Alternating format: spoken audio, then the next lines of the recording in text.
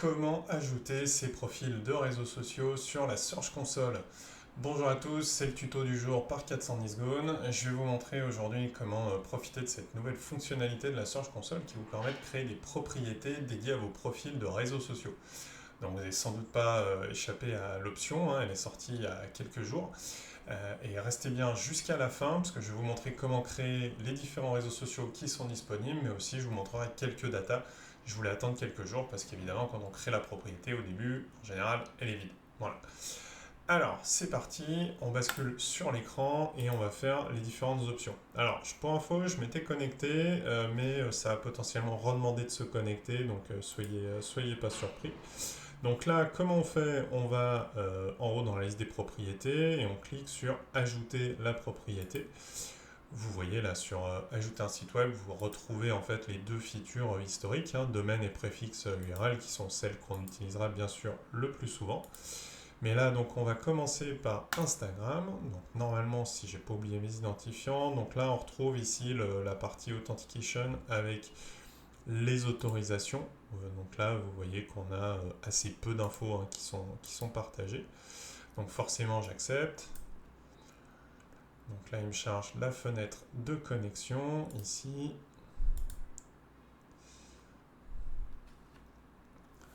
Donc là, vous vous connectez à votre compte. Derrière, il vous demande d'autoriser.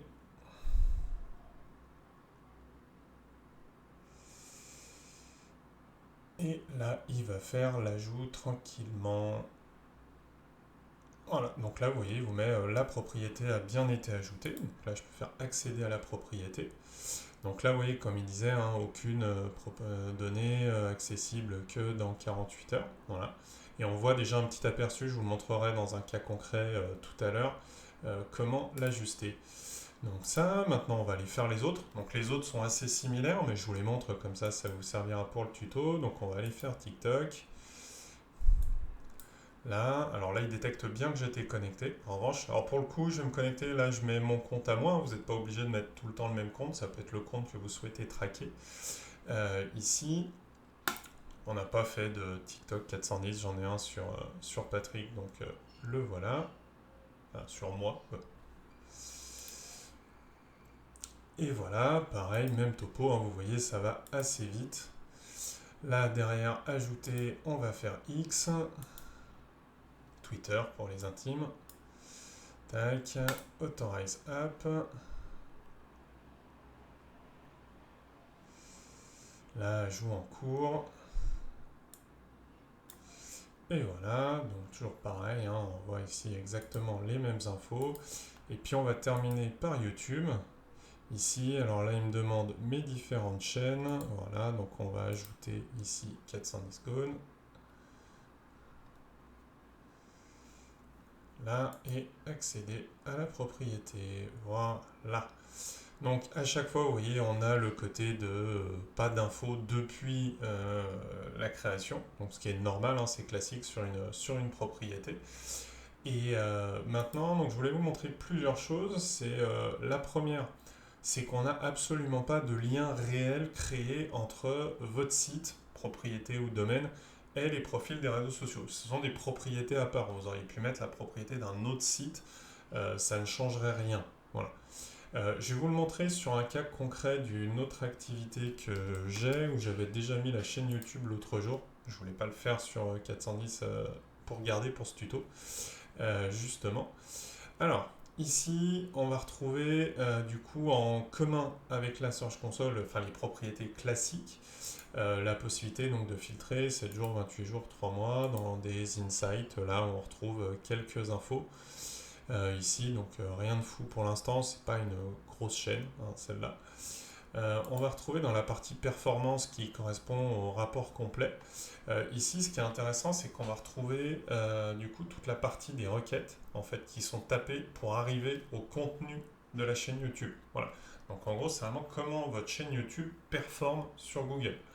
Là, vous noterez ici, donc forcément, on n'a pas la partie page, mais on a la partie vidéo pour voir quelles sont les vidéos en fait qui se positionnent ici. Donc ça, on voit qu'on a du classique ou du short. Les deux peuvent éventuellement se positionner. Ça, on va voir du coup qu'on l'a, pareil, il y a toujours le filtrage par pays à bien garder. Du coup, pareil, est-ce qu'on est sur l'ordinateur, du mobile, voilà. Ça, et puis bon, à apparence, on a forcément que vidéo ici. Et là, le classement par jour, mais ça, on va se dire qu'on s'en fiche. Voilà. Type de recherche, bon, ben, forcément, on aura web et vidéo qui seront intéressants. Le reste aura pas un gros intérêt. Et là, ce qui est intéressant, c'est que du coup, on peut aller chercher une vidéo, par exemple celle-ci, et du coup, derrière, on peut se dire, ok, bah, celle-là, elle vient se positionner sur ce type du coup de requête et de suivre du coup bah, l'évolution de la position de cette vidéo. Alors là, forcément, c'est sur 2 jours. Alors je pourrais rajouter, je pourrais forcer, si vous ne connaissez pas le hack, vous pouvez toujours rajouter ici un jour en général, et ça passe, ça permet d'ajouter un peu de data. Voilà. Donc ça c'est pour la partie performance. Vous avez la partie ici réussite. Alors il n'y a pas encore grand chose là parce qu'il faudrait 27 jours et j'allais pas attendre 27 jours pour ce tuto. Et puis derrière dans la partie paramètres, bah, vous retrouvez comme d'habitude la possibilité d'aller ajouter d'autres utilisateurs. Donc typiquement si vous êtes une entreprise, vous pouvez partager ça avec votre agence d'acquisition. Bientôt nous, si vous ne le connaissez pas encore. Et si vous êtes du coup une agence, bah, vous pouvez partager ça avec votre client, bien entendu. Voilà, il n'y a pas d'autres options, hein, c'est beaucoup épuré par rapport du coup à la Search Console classique, on va dire.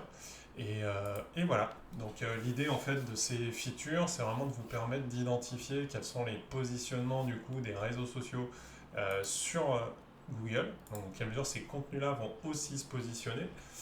Ça permet aussi d'aller travailler aussi son e-réputation en se disant ok, comment est-ce que mes réseaux sociaux se positionnent, parce que c'est des URL intéressantes à placer pour occuper l'espace sur du territoire de marque.